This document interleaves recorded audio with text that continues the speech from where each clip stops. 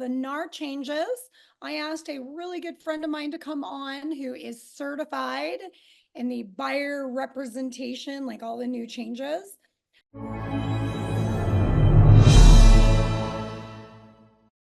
Jason Kay is in Colorado. He's in Boulder, Colorado. He runs a successful modern team at EXP with how many people underneath you now, Jason? 87. 87 people underneath him, growing super fast. He is an engineer by trade. He's a hiker. He's a teacher. He has a love for teaching. He just wrote a book. And so, I asked him to come on because he created a CE class for Colorado, but I asked him to give an overview because a lot of us have been in a lot of the classes lately. And I got to tell you, I was in a class yesterday. I think he was an attorney, and I was even more confused when I left. And so it's always good to get everybody's different perspective. And then when we're done, you guys, I'm going to send like a compilation of all the resources, the best resources. So Jason, I'm going to pass it over to you, but before I do, give us a fun fact. Fun fact. Okay. I've skied with a lot of skiers over the years, and the quadriplegic skiers I've skied with are better than the able-bodied. And that's saying something. Oh yeah, because they got to work it all. Okay, I'm gonna try to ski with some of those people. I love it. They are amazing skiers. I say that because I like to ski the trees and the bumps, and they can go places I literally can't go. I can't get low enough. They're in a sit ski. God, how is that possible? Okay, well, hopefully I get to ski with you and Trish Absolutely. All this right. winter. So I've taught this class for quite a few years and variations on the theme. This specific class I've taught more than a dozen times. It is a 3-hour class, so I'm going to be cutting a lot of stuff out. The class is best interactive. There are 4 of you here. So tell me, what do you guys want to get out of this class? What do you want to learn? Feel free to stick it in the chat box, open your mic, shout it out. I mean, there's not many of us here, so we can go nuts. I guess to better explain the new way of doing things with buyers. Okay. I think many in our area are still, from my conversations, they're not aware at all of what's going on. So it is our job to explain it well, and just be patient. But it would be great to get your pointers on how to approach the buyers and not scare them, not overwhelm them, but just give them the plain, simple facts to the point. So I appreciate that. Perfect. Thank you for Anyone being else? here, Jason. Absolutely. Anyone else?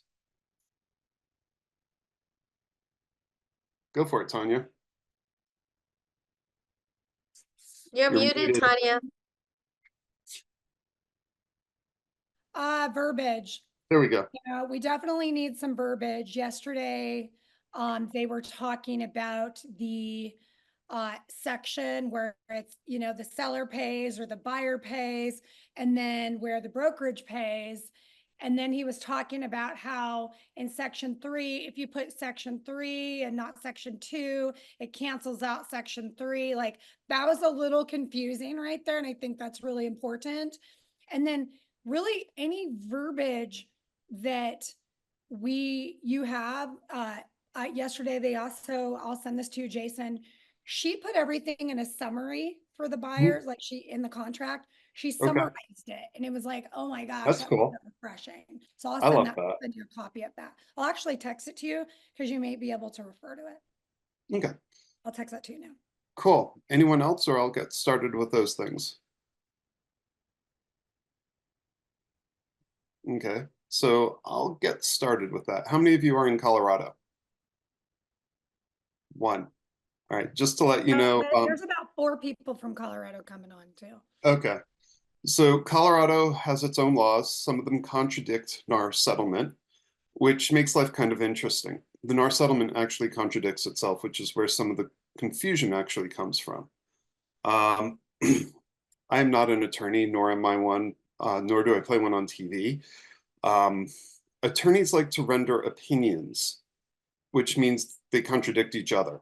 And I sat in on 2 classes, one with our head attorney for Colorado area realtors, and then a attorney who sits on the forms committee. And the two of them vehemently disagreed with each other on how to fill things out. So, and they have since contradicted each other from that meeting a couple of weeks ago, maybe a month now. But you get the idea. This is a fluid situation. Roll with it. I know I talked with my friends in New Jersey. I'm like, okay, so what are you guys doing? They're like, I don't know yet. Like, what do you mean you don't know? It's like we literally have gotten no direction yet from state, from our brokers. It's like it's a cluster. Like, okay. So, all this stuff Oh, is in Jason, process. who are you talking to in New Jersey? Oh, I'm I'm in from New Jersey. I'm Yeah, Jeffrey Kist has been amazing. A lot of agents okay. don't show up to our weekly meetings, and that is a huge Well, this was mistake. also a month ago that I spoke with Oh, them. So, again, if you don't go to your meetings, you're not going to learn stuff. So, highly recommend going to your state meetings. So, where's all this going? Well, being not an attorney, corporate gave me this to talk about. I'm not an attorney. You're not going to get great stuff from me. Treat the class as a syllabus. The other piece with this is know where your wheelhouse is, go to specific people, figure out what you need to do. I'm leaning heavily on our brokers to figure out what we need to do because there's conflicting information. One of the things I got from our car representative was go fill out a form that the Bar Association created for us, and our corporate said, no, don't. And this is the main theme here. You want to be open and transparent. You don't want to do anything shady. You want to tell your clients what you're doing. And the big thing with the Bar Association form is this is now a separate agreement that does not have to deal with the buyer or the seller. The DOJ wants the buyer and the seller involved. They want transparency. That's how we got into this whole mess. So if you keep that in the back of your mind, am I being transparent? Some of these workarounds, I've had 2 attorneys point blank say, you're opening yourselves up to getting sued by some of the ambulance chasers. Do you really want to do it? Do you want to post anywhere what the commissions are? You could have it as a canned response on your text, where you get a text in, what's the commission on 123 Main Street? The commission is 7 balloons. Here you go, have fun. Whatever it is, it is. You tell your clients and then they start negotiating. That's what the DOJ wants. So I already shut off my cell phone. The reason why I bring that up is because this is something that I do with my clients when I first meet them. I make a point of it because why do you think I do that? Actually, that's a great question. Let's start with that now. Anyone Well, want to get? obviously, paying attention to the process and only that. Yep, and them. And I'm not going to be distracted because the phone will start going off and I'll ignore it, but they might not.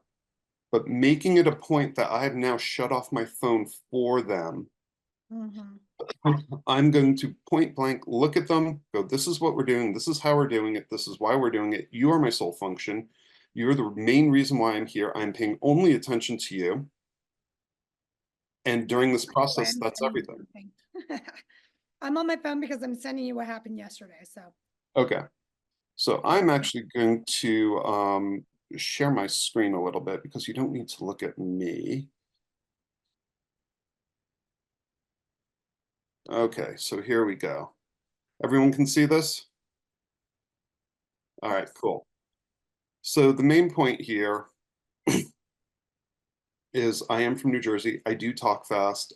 I do talk in acronym speak. I am a recovering engineer, which means I'm definitely speaking acronyms. If I say something you guys don't understand, stop me, because this is all about you.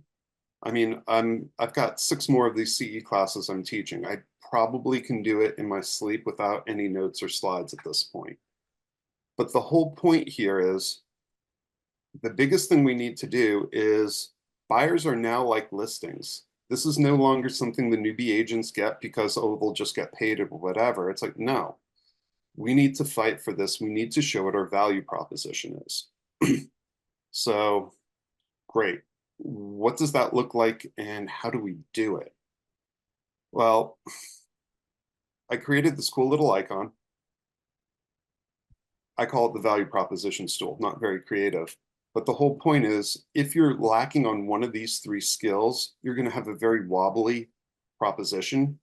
Your buyers are going to feel it. They're going to sense it. They're going to see it. They may hear it. It depends on how they learn and what words they use.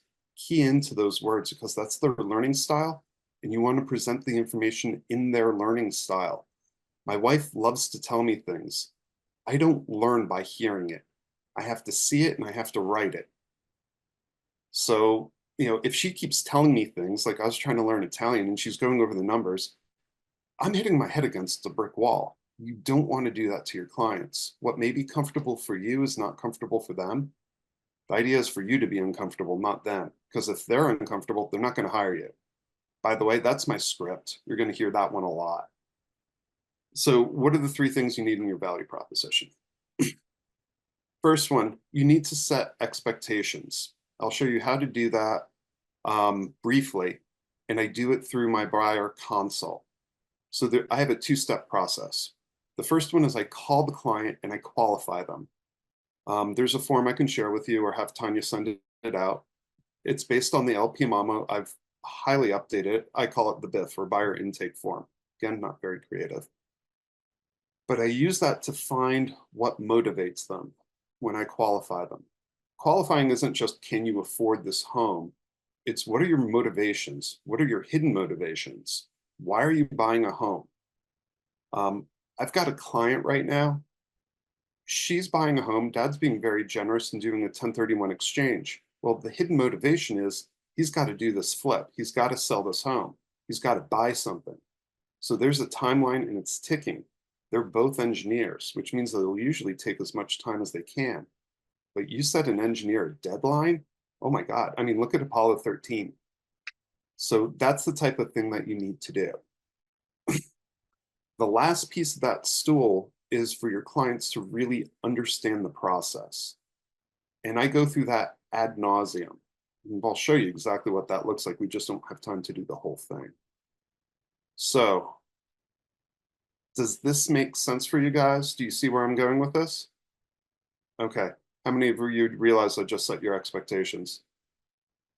Yeah, I see some smiles and a head nod. So the whole point here is just that. This is going to be a interactive class, ideally. So feel free to unmute your mics if you're in a quiet area. And it's also going to be, how you do this, actual practical. So the more you guys put in, the more you guys want to know, the more I'll concentrate on those areas. So I'm going to talk about me for a couple of seconds because Tanya brought it up. I spent 18 years as a mechanical engineer. I was in R&D. My first job out of school was at Bell Labs, where they paid me to go get my master's while working full time. I also got 35 patents while I worked for them. I did literal rocket science, and you'll see why I brought that up in a second. So how many people think that's an amazing intro to selling real estate? Oh, I see a thumbs up. Okay, and a hand. Cool. All right, so fast forward 18 years. The company I was working at was missing payroll. It was an hour and a half from home, and my wife had more leads than she can handle. So she's like, you're sort of in sales. You're doing project management. Come work for me. I'm like, all right, these are really softballs. I really don't know what I'm doing with sales, but sure, why not? So up to that point, I FISBO'd one home and house hacked another.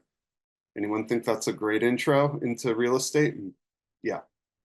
So the point here is, if I learn this, you guys can learn all of this too. It's a learned skill. So no, not a talent, not a gift. And if I could learn it, you guys can all learn it because I really am not that smart. It takes a while for things to get through this thick head of mine. So where am I going with all this? There's a whole bunch of stuff. During my 3-hour class, I usually spend about 15 minutes alone unpacking this piece. The biggest takeaway here is the rules, whatever is out there and we're told we're going to be doing, are likely going to change because what they've implemented and what they want us to do right now are two very different things. So they want open communication, and they want, DOJ especially wants the commission to be able to be negotiated between the buyer and the seller. The seller and the listing agent, they negotiate their commission. The buyer and the buyer agent now are going to negotiate their commission. I'll show you how I do that. But when there's a disconnect between the two, that's where things get interesting. So that's where the DOJ wants the buyer and the seller to negotiate between themselves. We're going to be involved. We have to have good negotiation skills. If you guys are good agents, you already have those skills. The only difference, the biggest difference, is treating your buyer like a listing. That's it. So if you have a buyer consult, if you show your value proposition, you're not going to have a problem with exchange. It comes down to what's your value proposition and how do you want to be compensated and how do you get that value proposition across? Because I see us breaking down into two groups just like we already have. It's going to be Pareto's principle, 80-20, probably closer to 95-5, but you get the idea. So the top 5%, they're probably going to have an increase in commissions. They're going to charge more because they can get more. I mean, if you're sick, you're going to go find the best doctor to help you get cured. If you need, I'll use Tanya here, if you need open heart surgery, you're not going to do it on yourself to try to save on those high hospital bills. That's in essence what a buyer going it alone is going to be doing. It's going to be harder than it was before. I mean, if you look at the trends over the years, we're currently trending downward on the number of people that buy FSBOs without representation or buy homes without representation. We're at an all-time low. I don't see that changing for the same very reason. People don't know what they're doing. And if they do go it alone, and here's a value proposition you might want to write down and use as part of your script thing. If you decide to go it alone, did you know that you're 3 times more likely to end in litigation than if you hired a professional? Heavy lifts are also nice. Can you repeat that, Jason? Sure. Did you know, and you'll notice that this is in the form of a question because that's how you control the conversations versus telling them. Did you know that if you decide to go it alone, you are more than 3 times more likely to end in litigation when buying a home? I love that. Now, I didn't make up that stat. That stat was given to me by an attorney who handles that, who knows those stats and shared them. So So maybe you could even say, are you aware that statistics show there's that, lots of ways to say it. yeah, So how many people know what rapport is? I've been hinting around this for a little bit. Okay. So rapport is when you get into that lovely conversation with people and it feels right. It just sort of flows. So we'll get into why rapport is so important right now, and how you get into it. But real fast, how many of you have ever gone out, shown a home, and written up an offer, even during COVID insanity? One time, take a buyer out, write it up. Okay, one person. All right, I've done it 35 of my last 37 times, and that's because of rapport. It's also because of the process. And this was going back before COVID. This was going back a bunch of years. So where I go through this is how many of you take out a buyer once and get them under contract, typically, or 1 to 3 times? How many times do you guys take out buyers before you get them under contract, typically? 3 or 4. 3 or 4? That's definitely decent. Yeah, many more over here. Okay. Well, we can cut that down a little bit because the side effect is if you do this and do it right, you'll get into rapport and you won't take people out tons of times. My first buyer I took out, I showed them 127 homes over 9 months. The entire inventory changed over twice. Key point, something needed to change because I made less than minimum wage. I was better off flipping burgers at McDonald's. Now, they did buy a $1.65 million home. It was a $40,000 GCI, but the number of hours I put in on that, it was cheaper than a Harvard education, but not by much. So the point here is how many appointments do you make before a buyer buys a home? How many times do you take them out, or how many showings do you do per appointment? You're trying to drill down to what your hourly rate is, because that does several things. The first one is, if you figure out, and I'm going to use rough numbers, you're doing $100 an hour. Can you, if you don't like doing laundry, can you send out your laundry and cost you less than $100 an hour? Can you have someone do your lawn for less than $100 an hour? Me, I'm closer to $475 an hour. I'm close to the top end attorneys. So the point here is, know what you do, know what you like to do, and get the rest off your plate. This way you can concentrate on what you're doing and how you do it well. So I know in New Jersey that you have to get a buyer agency agreement signed before you start working with the client. You do need to do that in Colorado too. This was before any of the law changes. How many people actually do it? See one. I have mine ready. Have yours ready.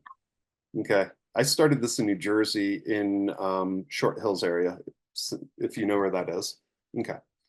Very Well, nice area. It's super beautiful.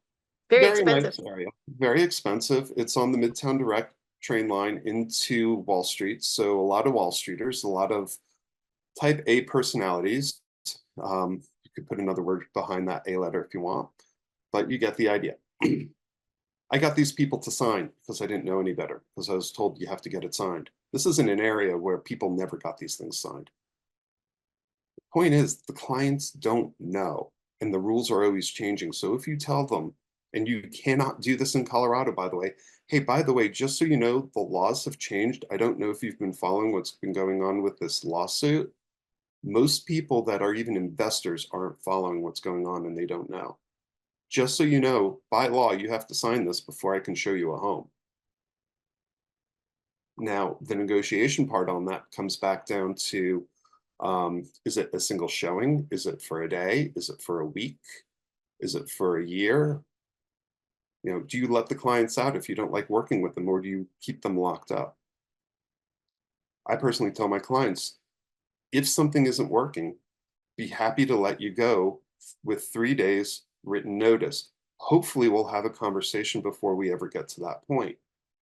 There are a lot of restrictions by law on what I can and cannot do. So if I'm not doing something you want, please talk to me. I might not be able to do it by law.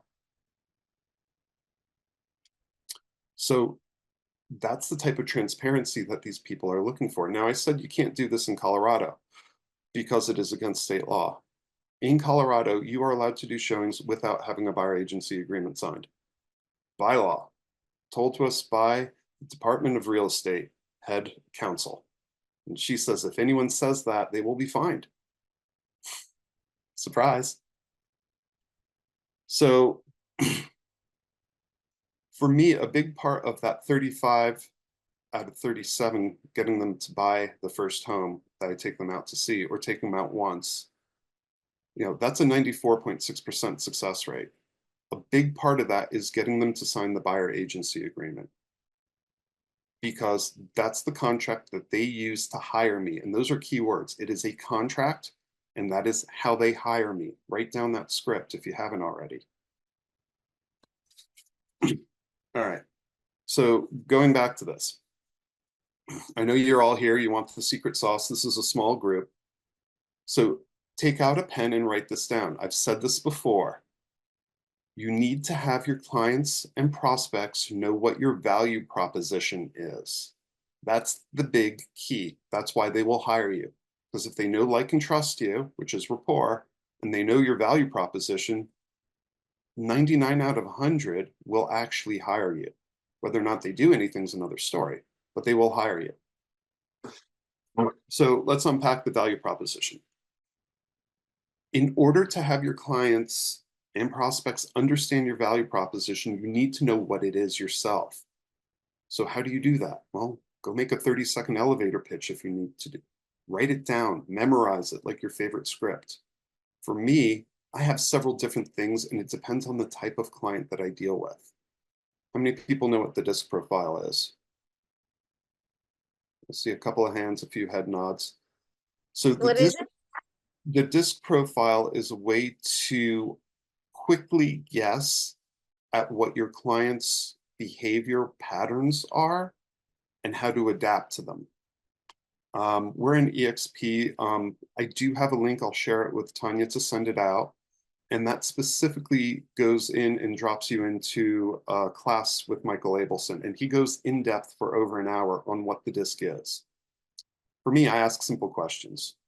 And we'll get into this more on how to figure that out and what that looks like. Can I add something?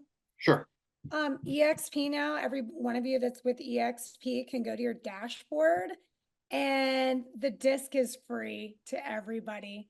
So take 15 minutes because it's going to give you a whole report on how to communicate with different personality styles and how to identify them. Absolutely. If you know how to deal with yourself and what your typical position is, and you can guess what your client is, like that type A personality Wall Streeter, typically those are very high D's and C's. DC is a nickname acronym, don't care. I'll get into this more in a second, but you'll just get the idea. So getting back to the value proposition, the first one is setting expectations. If your clients, 90% of your clients don't know how you work. Me personally, I tell them, hey, I work from 8 a.m. to 6 p.m. 6 days a week. I take 1 day a week off and it floats. Are you okay with that?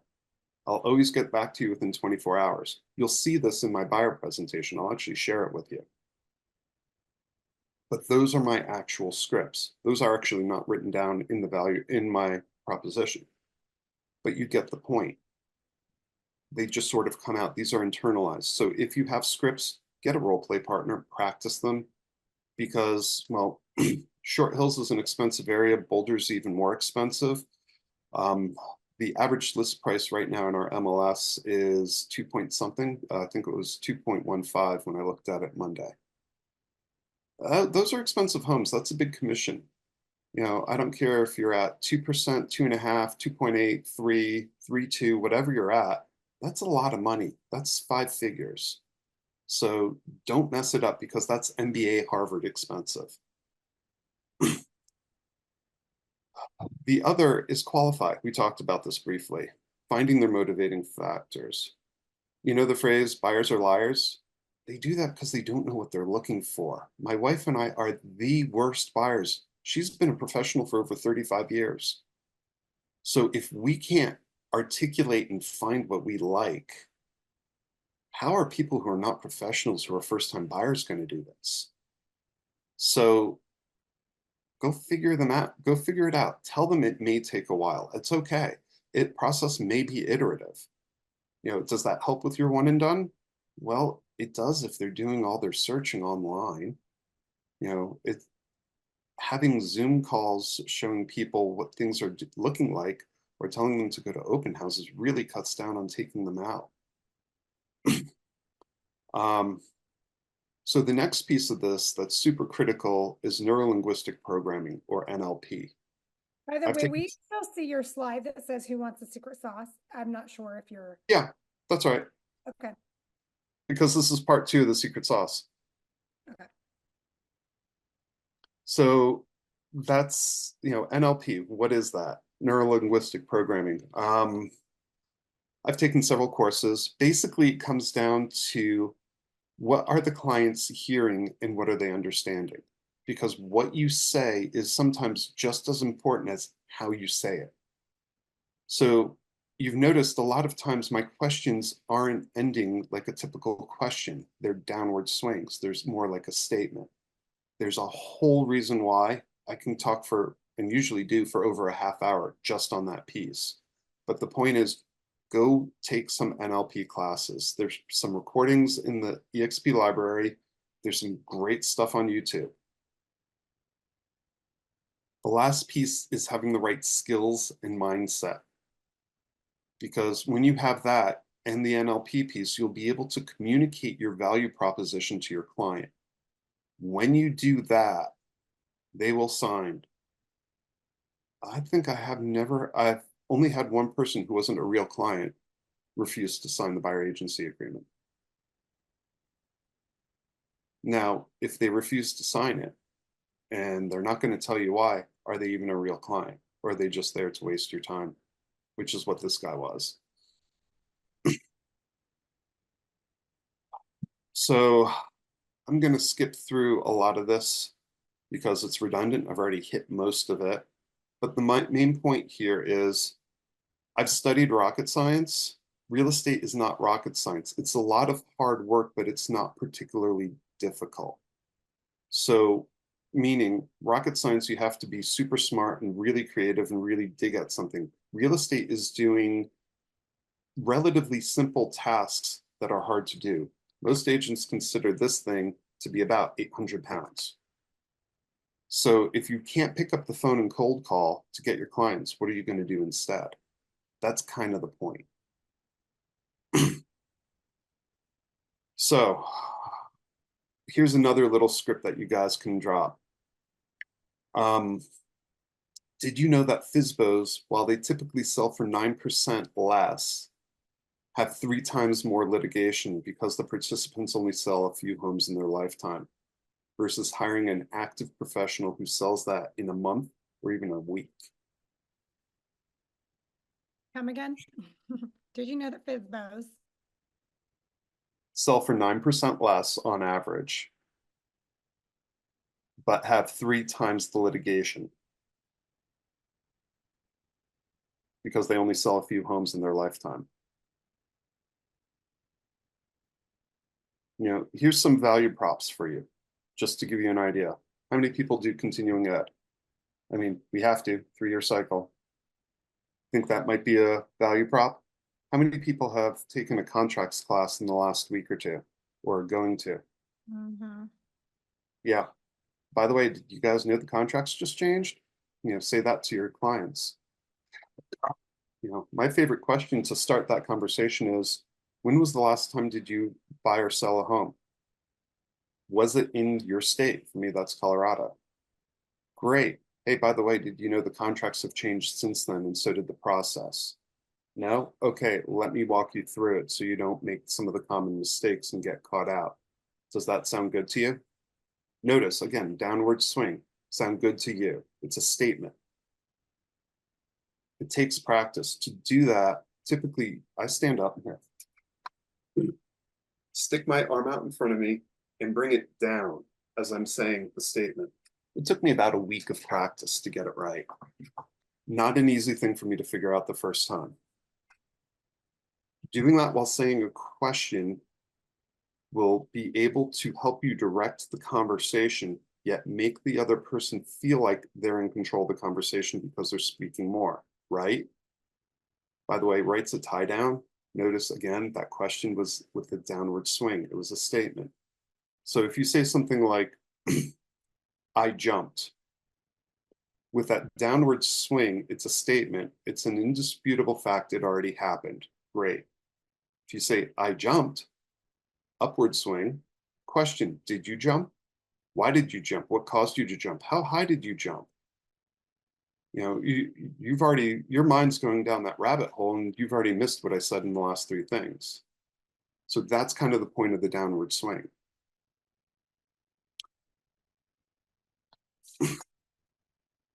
So continuing on here, a bunch of bullet points on this slide. I'm going to skip over some of them. We already hit on role play and scripts. Anyone want to know why this is so critical? Just spit it out. I mean, I think it's critical because buyers and sellers are looking for competency. Mm-hmm. They're looking for confidence. They are. And confidence comes with the competency and knowing like what to say. Yep. Buyers and sellers all have gone to buyer and seller school. They have a set number of objections that they all throw at you. I had a friend, he was selling his condo here in Boulder, and he was like the worst buyer. You know, he gave me 2 objections. I went, okay. He was like, what do you mean, okay? I go, come on, give me the rest of the objections. You went to seller school, give me the other 5. He goes, what do you mean? I go, these are the standard things that everyone says. Now, I said this to him because he was a friend and I was joking around. But he also didn't want to sit through the listing presentation to see what we're going to do for him. He's like, just list it and get it sold. He's like, you don't know the process here, do you? Oh, I sold a home here. I go, okay, how long ago? Well, 5 years ago. Oh, it was actually closer to 7, but okay. Do you know what's changed since then? Well, nothing. It's just selling home. Actually, a lot of things have changed, including what the environment is that we're in, which is shifting quickly. So let me ask you, what's the most important thing for you? He goes, okay, what's that? I go, no, you tell me, what's the most important thing for you? He goes, oh, I want to get the most amount of money. I go, what else? Why are you selling the home? It's an investment. He goes, oh, it's a pain in the ass. I don't want to deal with it anymore. At which point he turns around and it gives me the objection, I'll just hold it and rent it again. I go, you just told me it's a pain in the ass and you don't want to deal with this and you can make more money doing something else with the money. So why are you holding out? He goes, oh, I don't want to give it away. Now, we ended up not working with him because I valued my friendship more. But the whole point is there's a set number of objections. And if you know what those objections are, you can have scripts to handle them. Objection handlers, learn what they are. And if you're particularly good with this process, you won't need them anymore because you won't get objections because you've handled all the objections up front by setting expectations. By the way, in a class that we had yesterday, I got a sample of a ton of scripts. I don't know if you're giving these away, Jason, and then do's and don'ts, what to say, what not to say. And I'm going to send this out to you guys as well.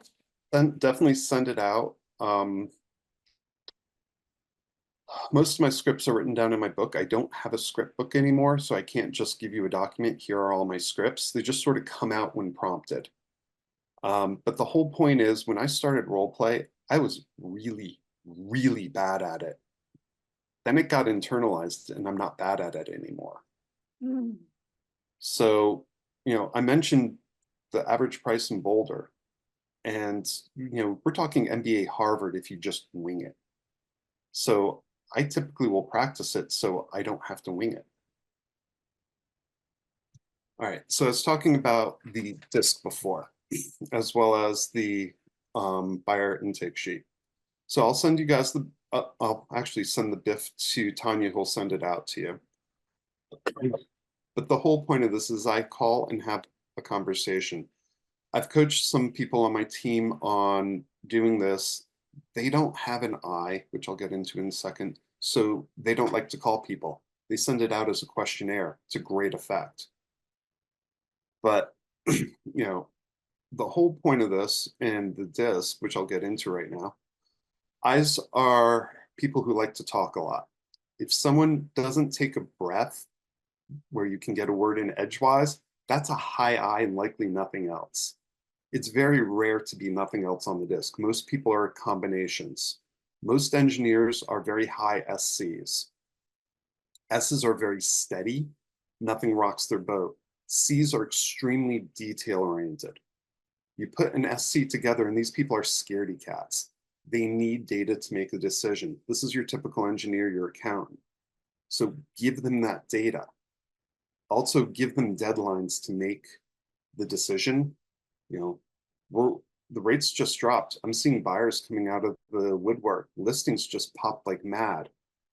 Has anything happened? Well, there's been a lot of showings, which means, well, today's Wednesday.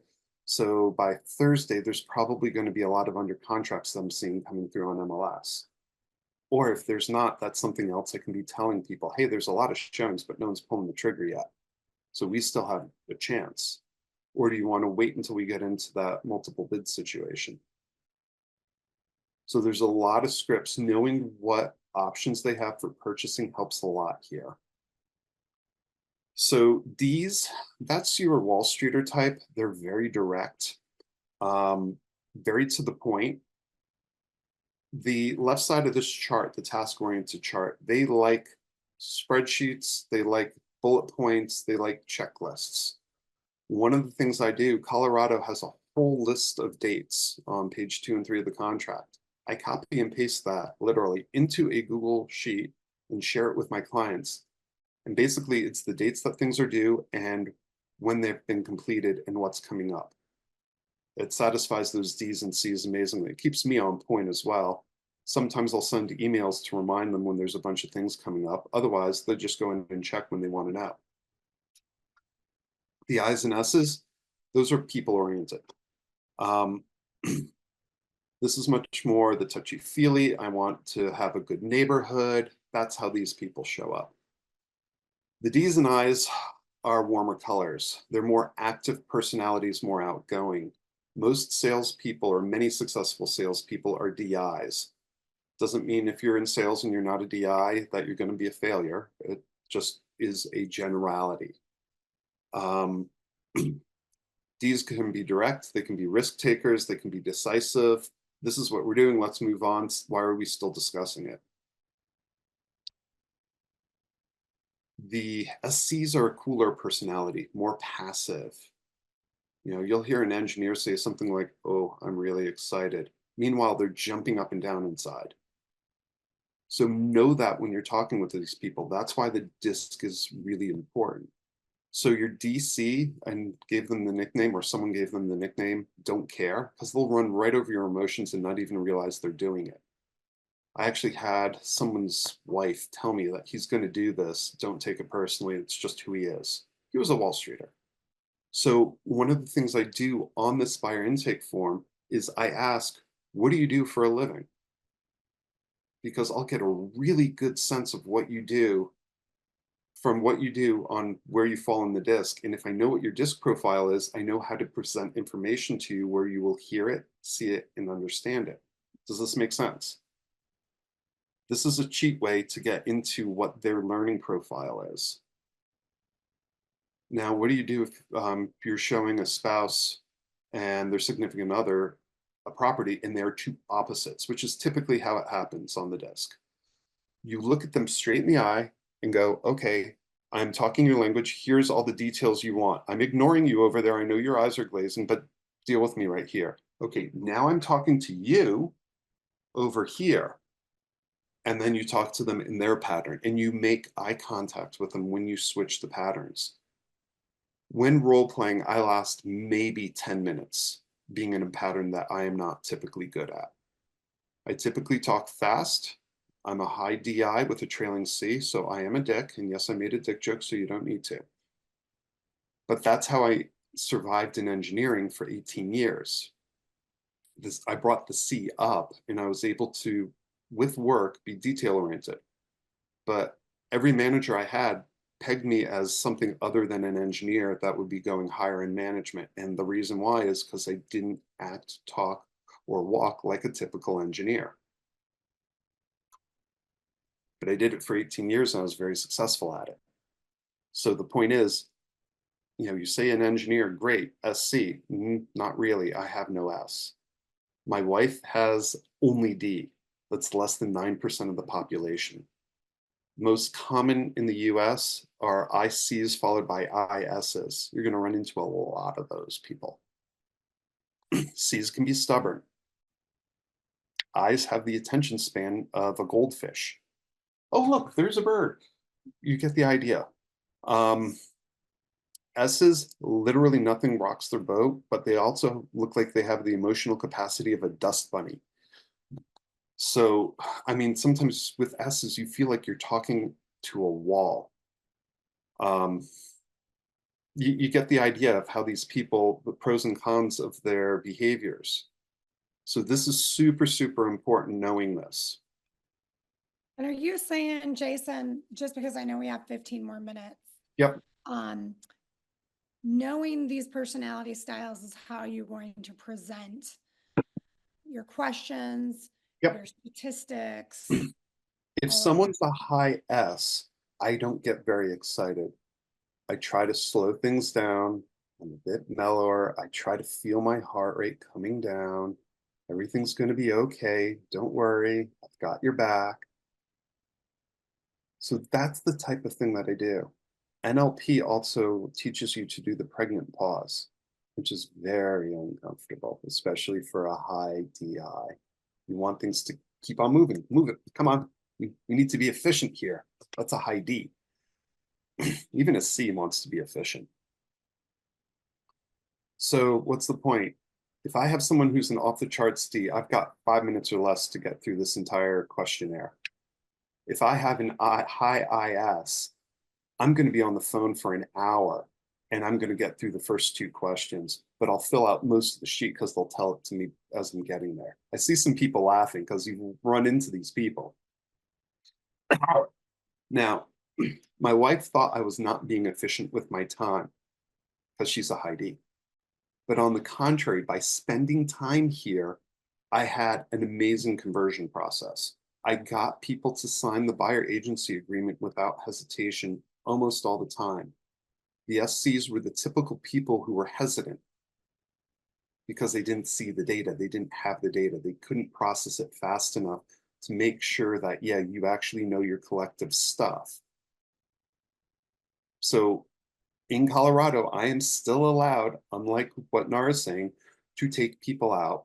And I tell them, I will take you out once before you have to sign the buyer agency agreement to hire me. Now, in other states, you can't say that. What you can say is, by law, I have to have this signed before I can show you a home. Now, if it doesn't work out, I will release you from this contract. It's perfect workaround. The C's, they are rule followers. So you have to do this. Okay, I'll do this. It'll overcome the S. You see how this is starting to come together? All right, cool. I have a question for Shoot.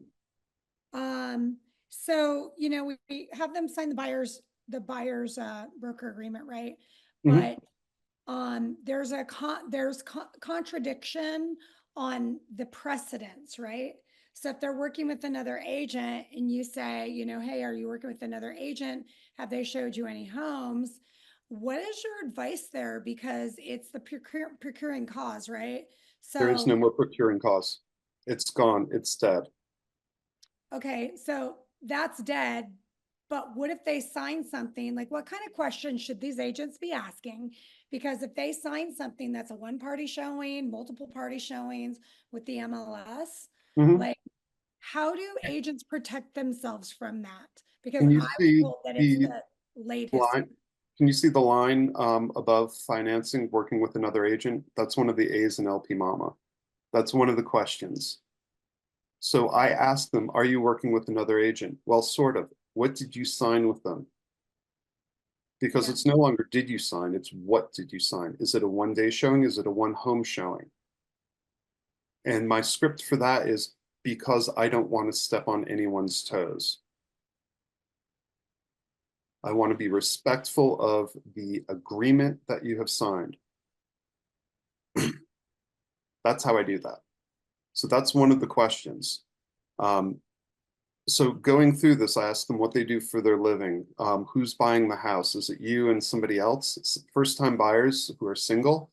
A lot of times parents or friends are involved. Great, let's get them involved in the process because the last thing you want to do is have their expectations not set on what you can afford and what you can get for your money here. And they think that you can get a home that's 3 times the cost.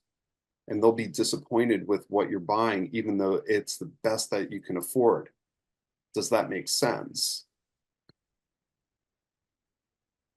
So a big part of the questions here is it helps get you in rapport. So by doing this ahead of time, and the next step after this is setting the buyer consult appointment, trying to do that within a week, you'll still be in that rapport. They'll still feel good about it, even if they're buying in a year. Because a lot of times they'll say they're buying in a year and they'll end up buying in 6 months. They're buying in 6 months, they'll buy in 3. Occasionally things will go backwards, but usually not. Jason, or Tanya, can you go over the procuring cause? Is it cause? There is no more procuring cause. The settlement effectively killed it. So And what is it actually? Oh, thank you. Yeah, never procuring mind. cause used to be whoever had an agreement and showed the person the home first. So let's say you're my buyer. I showed you a home on 123 Main Street, but you went to the listing agent and bought it directly. I call the listing agent. I go, hey, listen, I see you went under contract. My client said they're buying it directly from you. I have a signed buyer agency agreement. I showed the home on the 11th to them. You have it in your showing list. You know, I have procuring cause, meaning you're going to have to pay me. Do you want to work together on this, or are you just going to pay me at the end of it? I'm not going to pay you at all. Okay, great. Just so you know, I'm going to have my broker file a claim against you because I have procuring cause. And then it goes to, not litigation, but I'm blanking on the word. Basically a hearing, and thank you. And determines, yeah, you get money, and it comes out of the other agent's side. Now, there is no procuring cause anymore because you have to have a signed buyer's agent agreement with the person ahead of time. So if your client decides to go and do that, they buy a home, you go after your client, not the other agent. Well, also, if they show a property, right, if your client is shown a property by another agent that actually put that particular MLS number, and now you're writing the offer up on it, right? You could get caught in a pickle there too. That's why you have to ask these questions, right? Have they signed with another, have they seen the house with another agent? Have they signed a document with another agent to see a home? That's what I'm saying. That's the big thing. If they Is signed there, it is, for their home go and ahead. it's that particular MLS, if it's that particular home, that's why we have to ask a lot of questions. That's the power of this form, Yep. is to keep you out of trouble with that. So if they have seen a home 123 Main Street with Bradley buyer's agent, great. You know, if you buy that home, if you want to buy that home because he showed it to you, you're going to have to use him. Oh, he was an awful agent. Okay. Well, then we probably aren't going to be able to buy that home, just so you know, because you signed an agreement with them. And is there, Where it's unclear is how long does he have the right to claim the commission if it's a week, a month, a year later, you show the same home to that client and then write it up. And where it's going to get really murky is, you know, oh, I went into an open house and signed an agreement, and it's a 3-year agreement for all homes. That's going to happen. 1-year agreement, whatever it is. All these people are going to sign up with these agents not knowing that they're signing up for them to be their exclusive buyer's agent. Now, But is it not true that, and again, like we just talked about, it's all fluid. You talk to It different is. attorneys, but what I heard was it's as long as it's not a specific MLS number, it's the latest agreement takes precedence. Like you don't For have the to most marry. part, but that hasn't been, that's going to be on state level, and that's going to play out in the courts. So I personally don't want to have my paycheck wrapped up in something that's going to play out in the courts. Yep. So the whole point here is to be upfront and transparent and not go down that road. Make sense? Well, yeah, and yesterday they were talking about even in text, like this lady had the buyer and the seller. So she was representing the seller. They also want to buy something, but they had already had another agent. But they're like, I want to work with you. Like, I love the way you work. She was a broker. She said, be really careful about how you text that back and forth. I'd love to help you. You could work with them either way. I'd love to earn your business, but I just want to let you know I'm here to help you. Not like, yeah, you can work with me and you can cancel that agreement. Got to be really careful what you put in writing, like on text and stuff. Yeah, because you don't want to say, I can only work with you if you cancel that agreement. What you say is, I cannot work with you if you've already signed an agreement with somebody else. Mm-hmm. It's very subtle, but the difference is you're not telling them what to do. Now, if they call you and say, hey, how do I get out of this other, working with this other person? Just gonna The say, conversation's different, but I would never do it where it's recorded or written down. yep. You know, my first line would be, I would talk to a real estate attorney. Oh, come on, people do this all the time. Yes, they do. You know, tell the agent you don't want to work with them and you want to cancel the agreement. You And know, if I they have a say feeling this is no, going you know, to, that's when you talk to your attorney. But in all likelihood, it comes back down to who is doing what for the client and who's being transparent and working well. Because I know there's ambulance chaser attorneys out there waiting for us to misstep and looking to make a buck. That's what this is coming down to. I'm not going to be putting my commission co-op from a listing on a website anywhere, even though the NAR agreement says you cannot do it, but you can do it, but you can't do it. So I'm just not going there. Now, will they get sued? I have no idea, but I've been through lawsuits. They're not fun. I really don't want to do it again. So we're running out of time. Some of the key things I want to get in here is this thing that's circled. Because when you have spouses, they may have different ideas on what they want in the home. You know, open kitchen, big 6-burner stove, 4-car garage, whatever it is. You know, one of the tricks here is I ask the clients, all right, go home when the kids are in bed, open a bottle of wine. Each of you write your list of 3 most important things you want to have, and then everything else. Then I want you to combine your lists. And 3 is very important because it's only going to be 2 and 1 or 3 and 0. I ask the next day, who had what answers on the 3 most important things? Whoever had the most answers will be the person who's making the decision. It may not be the dominant person in the relationship. So in the case of the stockbroker that I brought out for showing, he was buying his wife a home that he would sleep in. He wanted her to be happy. He gave her literally everything that was on the checklist. His only checklist was, I want to be in this town so I can catch the train. And by the way, the schools are amazing. So that was also on her list. So it might not be apparent who the decision maker is. That's what you want to figure out with those 3 important questions. It also comes down where it's like, well, I want a wood burning fireplace. Great, those are outlawed, and the only ones that are left in Colorado are grandfathered for the most part. So that means we're going to be looking at older homes. I want hardwood floors. Great, we can rip up carpets and install them after the fact, right? Well, yeah, I never thought about that. So getting those 3 most important things down, you know, a fenced yard for a dog. Okay, so if the yard isn't fenced, would you be willing to put up a fence for the dog if it's the perfect house otherwise? Yeah. Do you see how questions can now take down objections and open up limits? You're not saying you can't get it. It's just here it is. One of the things I will say when people are coming from out of state, oh, I want a pool. Why is that important to you? We don't have pools here. Our lots are too small. And generally speaking, people don't deal with it. They like the social aspects of having a pool club instead. Is that okay for you? No. Okay.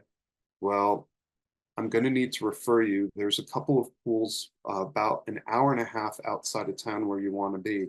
Is that okay? Oh, no, I have to be in town. Okay, so what do you want to do? I'm not telling them you can't get the pool. I'm just telling you can't get the pool in the place you want it. What's more important? So that's what this form lets you do. Does that make sense? Okay. So in my last couple of seconds here, the